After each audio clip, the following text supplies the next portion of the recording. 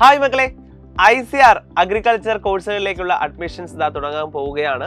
അപ്പോൾ സ്വാഭാവികമായിട്ടും നമ്മുടെ മനസ്സിലേക്ക് വരുന്ന ഒരു ഡൗട്ട് എന്ന് പറയുന്നത് ഏത് യൂണിവേഴ്സിറ്റിയിലാണ് ആദ്യം പ്രിഫറൻസ് കൊടുക്കേണ്ടത് എന്നതായിരിക്കും അല്ലേ. സോ നല്ലൊരു പെർസെൻറ്റൈലുള്ള കുട്ടികൾക്ക്, അതായത് നമുക്കൊരു 90 എബവ് ഉള്ളവർക്ക് തന്നെ നമുക്ക് ടോപ്പ് 10ലേക്ക് നമുക്ക് അപ്ലൈ ചെയ്യാൻ സാധിക്കുന്നതായിരിക്കും. ഓഫ് കോഴ്സ് കട്ട് ഓഫിൽ ചേഞ്ചസ് ഉണ്ടാകും, കാരണം നമുക്കറിയാം IARI സീറ്റുകളിൽ മാറ്റങ്ങൾ വരുന്നുണ്ട്. അപ്പോൾ അതുകൊണ്ട് തന്നെ ചെറിയ ചെറിയ ചേഞ്ചസ് അതിനകത്ത് ഉണ്ടാകും. പക്ഷേ എന്നാൽ പോലും നിങ്ങൾക്ക് ടോപ്പ് 10 നിങ്ങൾക്ക് എപ്പോഴും പ്രയോറിറ്റി ലിസ്റ്റിൽ ഫസ്റ്റ് തന്നെ വെക്കാവുന്നതാണ്. സോ ആ ടോപ്പ് 10 യൂണിവേഴ്സിറ്റീസ് ഏതൊക്കെയാണ് എന്ന് പറയാനാണ് ഞാൻ വന്നിരിക്കുന്നത്. Okay, so first actually IRI Delhi ഒക്കെയാണ് ഫസ്റ്റ് വരുന്നത്. പക്ഷേ IRI ഡൽഹി ഇപ്പോൾ നിലവിൽ നമുക്കൊരു കയ്യാലപ്പുറത്താണ് ഇരിക്കുന്നത്. ആ സീറ്റ് ഉണ്ടോ ഇല്ലേ എന്നുള്ളത് കൃത്യമായിട്ട് കൺഫർമേഷൻ എത്തിയിട്ടില്ല. അപ്പോൾ അതുകൊണ്ട് തന്നെ IRI ഡൽഹി ഉണ്ട് എങ്കിൽ of course that is a top 1 priority. അതില്ല എങ്കിൽ നിങ്ങൾക്ക് നെക്സ്റ്റ് വെക്കാവുന്നതാണ് Punjab agriculture university PAU. So വളരെ ടോപ്പായിട്ട് നിൽക്കുന്ന, അതായത് നമുക്ക് കോളേജുകളിൽ അല്ല വെച്ച് നോക്കിക്കഴിഞ്ഞാൽ, യൂണിവേഴ്സിറ്റി വെച്ച് നോക്കിക്കഴിഞ്ഞാൽ IRI കഴിഞ്ഞാൽ അടുത്ത് വരുന്ന ഒരു പേരാണ് പഞ്ചാബ് അഗ്രികൾച്ചർ യൂണിവേഴ്സിറ്റി എന്ന് പറയുന്നത്. ഓഫ് കോഴ്സ് നമ്മുടെ ICAR നേരിട്ട് അഡ്മിഷൻ നടത്തുന്നില്ല എങ്കിൽ പോലും ICAR റാങ്കിങ്ങിൽ വരുന്ന മറ്റൊരു യൂണിവേഴ്സിറ്റിയാണ് ബനാറസ് ഹിന്ദു യൂണിവേഴ്സിറ്റി. അത് നിങ്ങൾ ഓൾറെഡി CUT എക്സാം എഴുതിയത് കൊണ്ട് തന്നെ നിങ്ങൾക്ക് നേരിട്ട് BHUലേക്ക് അഡ്മിഷന് വേണ്ടിയിട്ട് അപ്ലൈ ചെയ്യാവുന്നതാണ്. അത് കഴിഞ്ഞാൽ നമ്മുടെ തമിഴ്നാട് അഗ്രികൾച്ചർ യൂണിവേഴ്സിറ്റിയും വൺ ഓഫ് ദി ബെസ്റ്റ് യൂണിവേഴ്സിറ്റിയാണ് TNAU എന്ന് പറയുന്നത്. ഒരൊറ്റ കാര്യം മാത്രം, വലിയൊരു ക്യാമ്പസ് ലൈഫ് അല്ലെങ്കിൽ എന്താ പറയുക, വളരെ എൻജോയ്മെൻ്റ് ഉള്ള ഒരു കളർഫുൾ ലൈഫൊക്കെയാണ് നിങ്ങളൊരു ആഗ്രഹിക്കുന്നതെങ്കിൽ അങ്ങനെ ഒന്ന് ചിലപ്പോൾ നിങ്ങൾക്ക് TNAU മിസ്സാകും. കാരണം വളരെ അക്കാഡമിക്കലി ഫോർവേഡഡ് ആയിട്ടുള്ള ഒരു യൂണിവേഴ്സിറ്റിയാണ്. അത്രയും സ്ട്രിക്ട്നെസ് അതിനകത്ത്, വളരെ അക്കാഡമിക് കാര്യങ്ങൾ വളരെ സ്ട്രിക്റ്റ് ആയിട്ട് പോകുന്ന ഒരു യൂണിവേഴ്സിറ്റി കൂടിയാണ് TNAU എന്ന് പറയുന്നത്.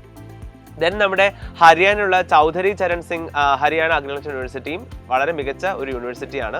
ദെൻ GB പന്ത് university of agriculture and technology എന്ന് പറയുന്നത്, പന്ത് യൂണിവേഴ്സിറ്റി എന്താ പറയുക, നമ്മുടെ അഗ്രികൾച്ചറുകാർക്കൊക്കെ വളരെ ഫേമസ് ആയിട്ടുള്ള യൂണിവേഴ്സിറ്റിയാണ്. കാരണം അധികം ഒരുപാട് റിസർച്ച് നടക്കുന്ന ഒരു യൂണിവേഴ്സിറ്റിയാണ് പന്ത് യൂണിവേഴ്സിറ്റി എന്ന് പറയുന്നത്.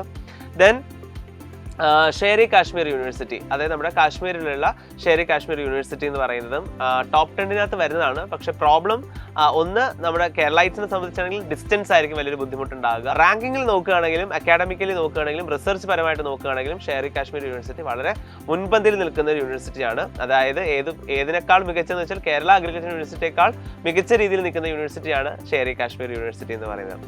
Of course US Bangalore, US Dharwad ഒക്കെ വളരെ മികച്ച യൂണിവേഴ്സിറ്റികളാണ്.